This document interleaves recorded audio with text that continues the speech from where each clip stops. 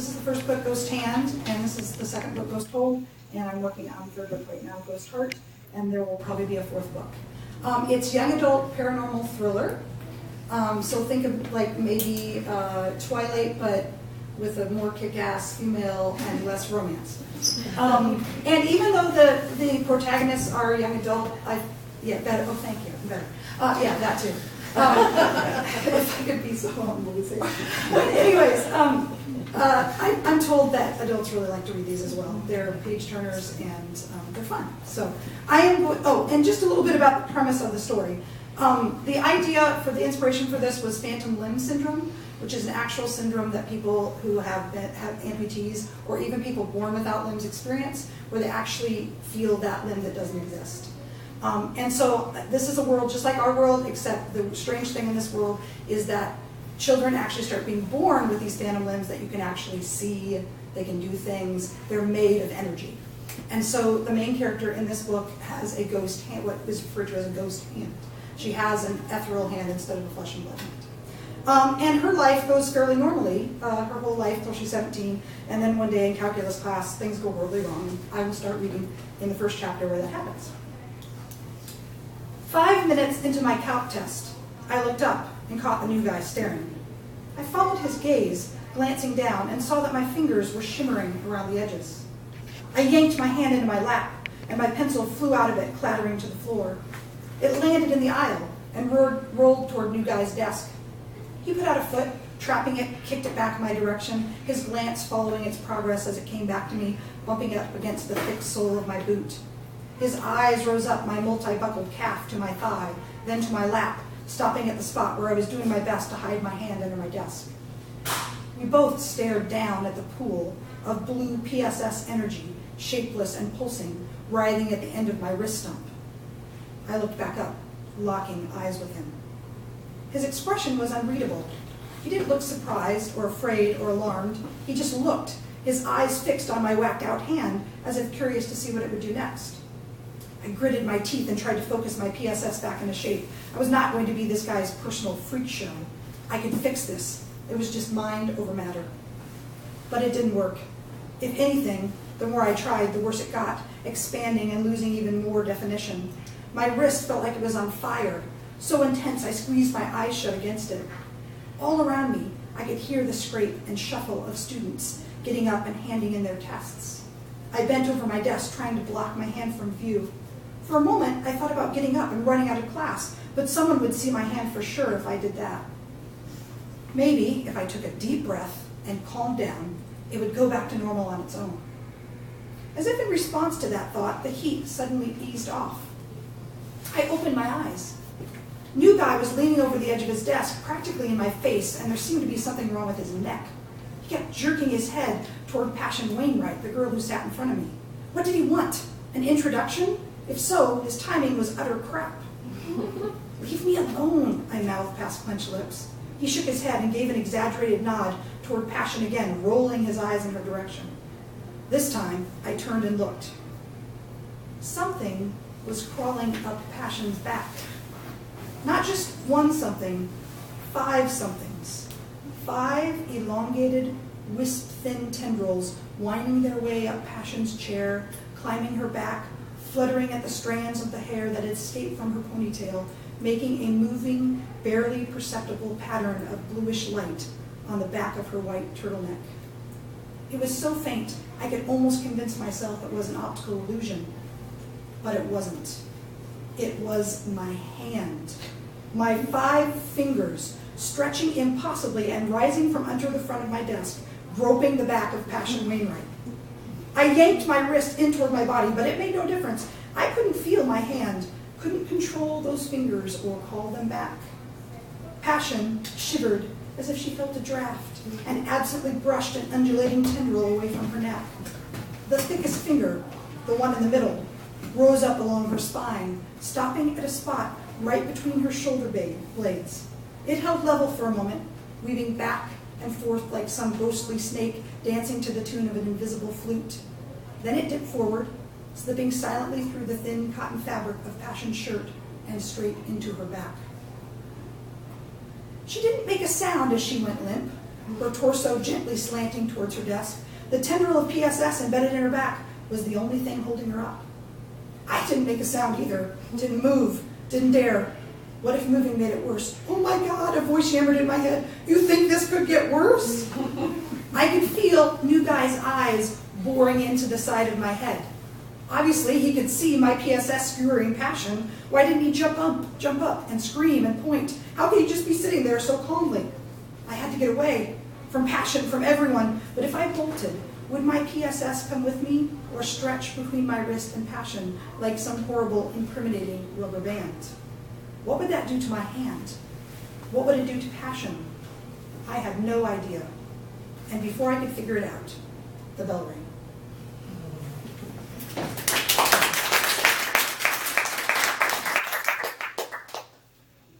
So that's us. That's our little snippet of our books. And yeah, we're going to... Why do you all hate your protagonists? It is a writer's job to be very hard on their protagonist. That's probably the main job. Are we going to the question? We're going to go to the question and answer time. So yeah. We're here to answer your questions about what we read, how we write, the process, how we publish, pretty much anything you want to know. And you can direct it to the whole table, or you can direct it to an individual author if you'd like. So yes, Adam. How did you come up with the idea for Ghost Swims as a...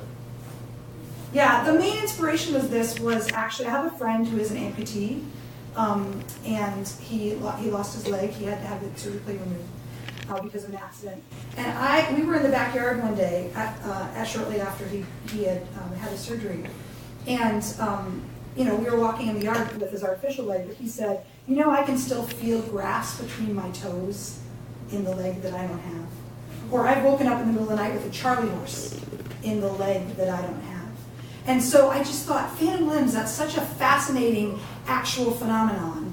What would happen if people started being born with, on some plane, obviously, whether it's the plane of our nervous system or whatever, that exists somewhere. And so I just thought I'd create a world where that actually people started being born and those were manifested as some kind of real energy. And then people have to react to it both positively and negatively. So it's interesting because in the story it's a birth defect. So it's not, it's dealt with really on a normal level, and it's not considered like a supernatural, you know what I mean? It's almost considered a default kind of killer. It looks physically, it looks different. It's see-through? Yeah. It's see-through and it's made of energy, so it's not made of flesh. But in the world, it's such a new phenomenon that they're really still science is still really trying to grapple with it and figure out, what it means, how it works, where it's coming from.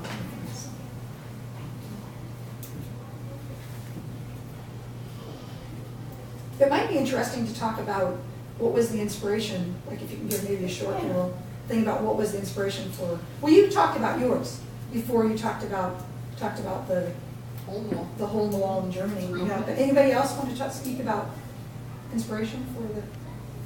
Sure. A lot of people ask me where I came up with the sensory immersion artist thing, and I was studying a lot of Nora Roberts. I don't know exactly right romance exactly, but she's very popular. Why, And I touched on a few things that I thought were very appealing to a lot of women in her writing, like the sense of community, the sense of belonging, the really strong friendships, and these jobs that you kill for, even if they're not really that cool. But and so I wanted to come up with a job. I like to have. I don't like to write in the exact present day. I like to write just a little bit in the future, so you can play with the technology a little bit. I'm like, well, what's a job that doesn't exist right now, but one of these emerging technologies would generate a position for? And right then they were trying to bring out holographic TVs right after the 3D TVs that were so massively successful. And so I was like, well, how do they get, so say you go on the holodeck and you're feeling all this stuff. Well, how do you feel it? And so I said, well, they've got Foley artists for the sounds. The dude slicing the cabbage is, you getting your head chopped off. Well, so how do they come up with the feelings that you experience on the holodeck? And so that's the job I gave the main character, and it certainly shapes her personality but she wasn't really completely sane to start with. None of the best ones. I started this is actually a series of 4 books, and it started with the idea of looking at romance that wasn't easy. When I read, a lot of romances that I read, people fall into bed with each other really easily, and it's always wonderful, except for when they have a fight, then they have makeup sex, and that's always wonderful. And for me, I never understood that from a personal perspective, because it wasn't so easy. And so I really wanted to still have a romance, but explore what happens when sex isn't easy and why is that. And so in my first book, it has to do with a woman who had someone who wasn't a very appreciative lover and kind of affected her self-esteem, and so that makes it difficult for her. This one deals with rape, and the reason I chose that is I'm the oldest of 9 children, and in my own family, extended family, more than 60% of the women have been raped at some point in their life, either molested as children or as adults in college. And so I just felt, it's something that no one wants to talk about, but it happens a lot. And the way that we look at it, my main character was raped. She was a fairly promiscuous person when she was raped, which is a very different process. Most people don't really kind of think, oh, well, I understand, that'll never happen to me. And whereas the teenager is, a typical teenager that kind of gets in over her head, and when she asks the guy to stop, he doesn't. And it's really just looking at, what are those relationships like, and how do people react to it, and how does a woman recover from that, and everyone has their own role, all within a love story. So, and so each book has some kind of issue like that. The third book, which is coming out soon, actually has to do with a woman who's a virgin, plans not to have sex until she's married, but her issue is that she lives with an alcoholic parent. So each one has wonderful, torturous, horrible things. But they all have happily ever afters.